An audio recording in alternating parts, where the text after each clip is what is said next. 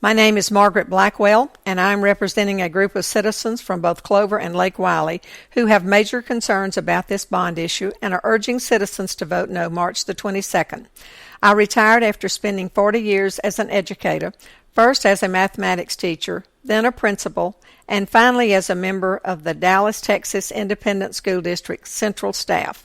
During this presentation, I will discuss some concerns specific to Lake Wylie as well as those that concerned both communities. The official ballot contains 4 items. The first is constructing, equipping, and furnishing a new middle school and a new elementary school. The second is renovating Memorial Stadium and other athletic facilities. The third item is making improvements and renovation to the current Clover Middle School, and the fourth is constructing, equipping, and furnishing an aquatics and fitness center. We will take a look at each of these as I move through this presentation. As you remember, the Clover School Bond Referendum is for $99 million. $32 million of that will be paid by district funds, and $67 million is to be borrowed. On the screen is the list of how the money will be spent.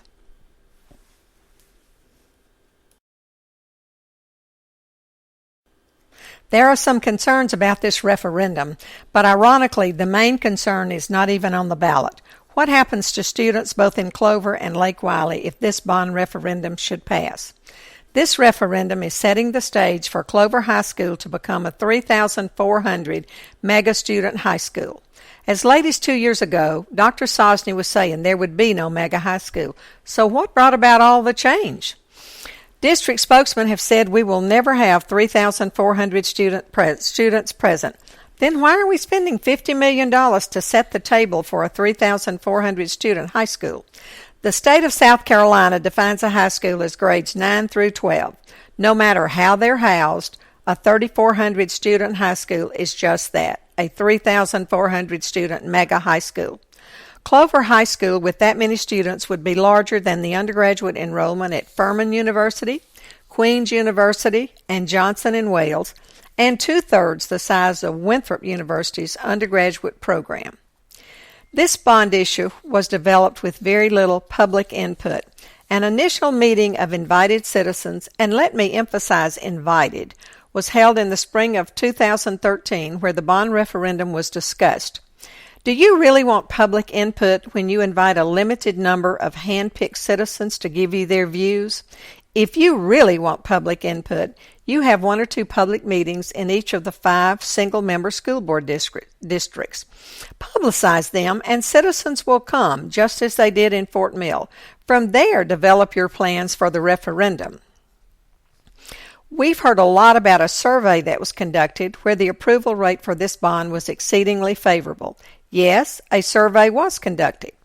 Teachers and staff were emailed invitations to participate, as well as parents and community members whose email addresses were known by the district, again, a group selected by the district. There was a brief mention in an October the 15th article in the Lake Wylie Pilot that a survey was going to be launched. The survey was online only until November 1st. How many of you knew about that survey? 1,804 people responded, which is roughly 5% of residents. Again, it appears that input from the public at large was not wanted. The facts do not support what we're being sold. I use sold instead of told because the sole purpose of the meetings that I've attended is to sell you on how good we are now and how good this is going to be for us without providing much information and little time for question and answer. Vote yes, and district presenters both say taxes will not rise if we pass this bond issue. Do you really believe that taxes aren't going to rise if $67 million is borrowed? Clover High School has a capacity of 2,500 students.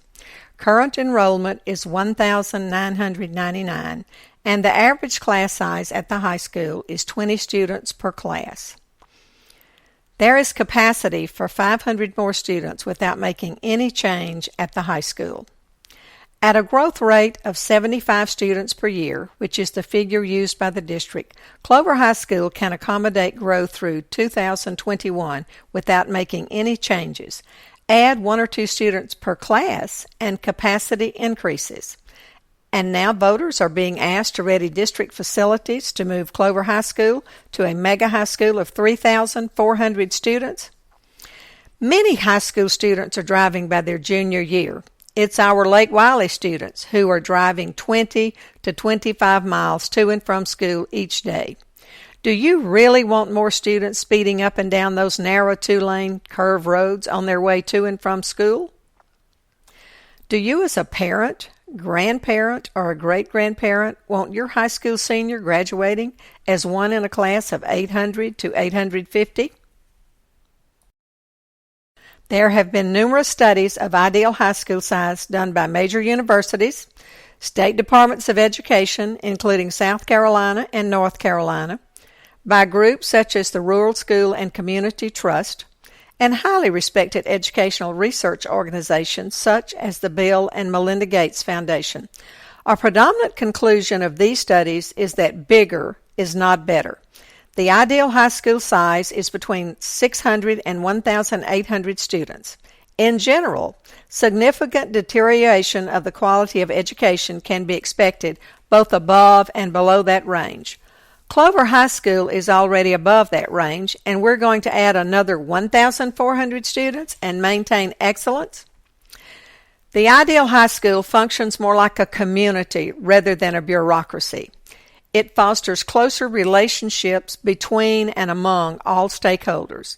It provides more leadership opportunities for students, as well as more extracurricular activities, which are critical to students getting into college these days. Larger high schools add levels of bureaucracy, distance all stakeholders from each other, have lower graduation rates, more discipline and truancy problems, more drug and substance abuse issues, as well as more problems with gangs, cliques, bullying, and violence. And once they graduate, students have less allegiance to the school. The district is fortunate to have 2 middle schools in good facilities, although one is newer than the other. Taxpayers are now being asked to spend $40 million to make the 2 buildings look alike. While we believe no child should be denied a quality education with the latest technology, $40 million just so the 2 schools will look alike? Is that how you wish to see your tax money being spent? If you look at the slide, you will notice that the capacity of Clover Middle School is 1,000. The current enrollment is 694. Oak Ridge Middle School has a capacity of 1,200, and their current enrollment is 922. There's capacity for 584 more students in those 2 schools, almost equal to the current enrollment of Clover Middle School. And yet taxpayers are being asked to spend $40 million for a new middle school? Ninth grade academies are not new, as they have been included in high schools for at least 20 years. Clover High School currently has a 9th grade academy that is housed in a wing of the school. The academy apparently is working very well as the dropout rate is declining, and Clover High School is one of 2 schools being considered for the prestigious Palmetto Finest Award. Now, school officials want to change this and house 1,000 9th grade students, enough for an ideal-sized high school, in a standalone building. District officials have said the academy would be self-contained, while school board members and Vote Yes members have said there might be some crossover of students and teachers. Since the academy will be fully staffed with teachers, counselors, principals, coaches, everything that you would need for a high school, the operating expenses of this will be about the same as those of a 1,000-student high school. Why are we spending $50 to $52 million for a separate 9th grade academy and a redundant middle school? This is about half the cost of a new high school, and school board members already admit that we will probably need a new high school within the next 10 years. Would these taxpayer dollars be better spent while interest rates are at a record low by putting 1,000 students in another high school now? The only immediate need in this referendum is the relief school for Crowder's Creek. Crowder's Creek, which has an enrollment of 1,084, is larger than either middle school and as large as the ideal high school. Studies show this is way too many students for an elementary school. Bethel, the elementary school nearest Crowders Creek, is less than 100 students away from capacity and certainly cannot offer much relief to Crowders Creek. Crowders Creek needs relief, and it needs it now. District estimates for a new elementary school are $25 million, so let's take that out of the surplus funds and build this school now. This referendum contains a proposal that Memorial Stadium be upgraded to make it handicap accessible and provide restroom upgrades. $32 million in surplus funds, and this stadium is not handicap accessible? Last week's paper contained an article about the athletic facilities, which stated that the field replacement isn't to suggest there's a problem with the stadium or the fields, and that must be the case because the Clover School District wins awards for their outstanding fields. So if there's no problem, why are we spending taxpayer money to change these fields? Fields are being sold as all-day use by various sports as well as for the community. Are 3 synthetic turf fields within approximately 2.5 miles of each other really intended to be used by all students and citizens of the district equally? These fields are all over 10 miles one way from Lake Wiley. The same article quoted some very good studies concerning artificial turf. There is no definite conclusion as to whether or not there are less injuries on artificial turf, although we do know the injuries are different. So once again, why are we changing? And I would ask once more, is this the best use of taxpayer dollars? There was no mention of an aquatic center in the October 15th press release concerning the bond referendum, and the borrowed cost was estimated to be $65 million. However, on November the 18th, just 1 month later, it was included in the bond referendum approved by the Board of Education, and the borrowed cost is now $67 million, just $2 million more than in October. This facility will be built next door to Crowders Creek Elementary School, and at a cost of $14 million. If this referendum passes, does it make sense to build the aquatic center in Lake Wiley if the only high school is in Clover? You see the yellow circle on the map. The aquatic center would be just about in the center of that. It seems to us that putting it in a location near the high school would be better. It would lessen time for travel for high school swim team members, many of whom drive or ride with friends, and lessen their chances of being in an automobile accident. Plans also mention that third-grade students will be taught to swim. In that case, I'll ask once again, does it make sense to locate the pool near the far east side of the district? Shouldn't the pool be centrally located? Students will lose valuable instruction time as they drive back and forth across the district. Transportation costs will rise, and traffic on narrow 2-lane roads will increase. The facility will be built and furnished by the district and turned over to the YMCA, who will manage it. Plans are for the Y to consolidate all after-school programs throughout the district into this one location. Once again, students are going to be put on buses and bused 10 or more miles one way, exposing them to the possibility of road accidents. The Rock Hill School District did put taxpayer dollars into the Rock Hill Aquatic Center, and they have a program that involves fourth-grade students in their district. The objective of their program is to allow every fourth-grade student the opportunity to get into a swimming pool. Students are offered 4 2-hour sessions, or 8 hours total in the pool. The district goal is for students to become comfortable in a pool and to be able to save themselves should they accidentally find themselves in one. Their goal is not to teach students to swim. Are our students really going to be taught to swim? Or is the program going to be like the one in Rock Hill, as we've been told? Additional hours in the pool and away from school will result in significant loss of instructional time. Is this how you would like $14 million of taxpayer money spent? Parents who have talked to us are asking, what has happened to parental responsibility, and feel that most students can already swim by 3rd grade. If students can't swim by 3rd grade, $14 million would pay for a lot of vouchers to be given to those students whose parents could then take them to the Y for lessons. As we move to this slide, we're going to talk a bit about taxes and tax millage. Taxpayers of our school district are currently paying on one and only one bond referendum. the $58.5 million bond that passed in 2006. You've heard this bond will be paid off soon. Not true. This bond will be paid off in 2027 at a rate of $5.7 to $5.8 million a year. The 2014 tax assessment on a home is $96 or 24 mills per $100,000 of value. Should the proposed referendum pass, millage will likely increase from 11 to 15 mills. This is not an exact science and depends on what interest rates are at the time the bonds are sold and what assessed property values are each year. Each mill is $4 per $100,000 of value. Taxes will increase to between $140 and $156 per $100,000 of value.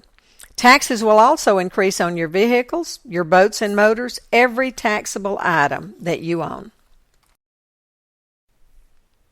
The district has $32 million in savings. This is unspent money that has been collected from taxpayers for operating expenses and currently is between $5 and $6 million per year.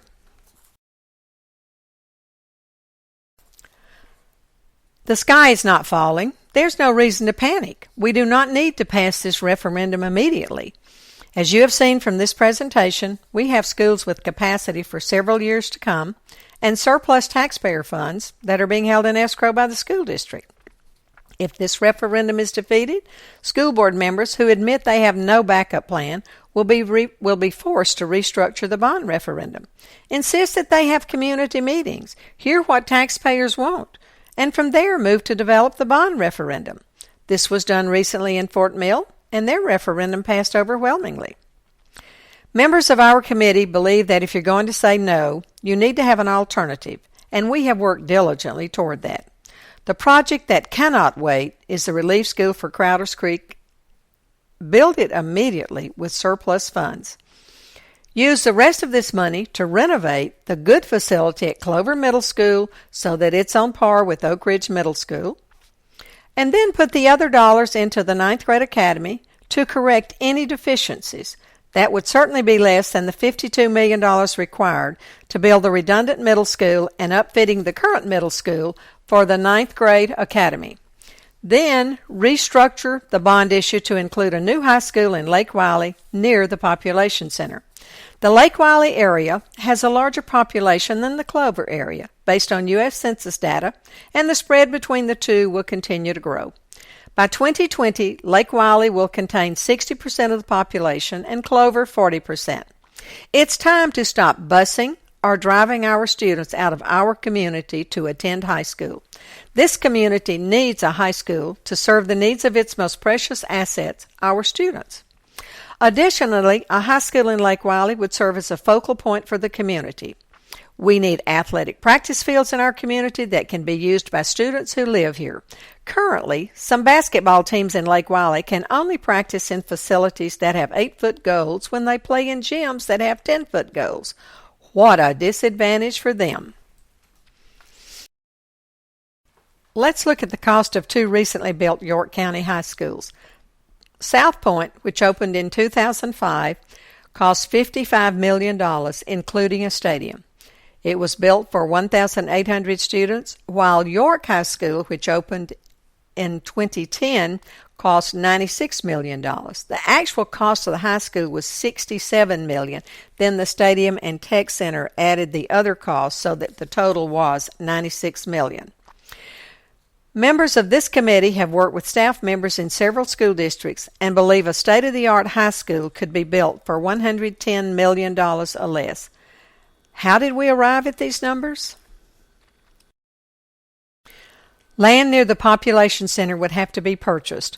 100 acres is the minimum needed for a high school and would cost somewhere between $5 and $7 million, based on what the district paid for the Allison Creek property purchased a little over 3 years ago.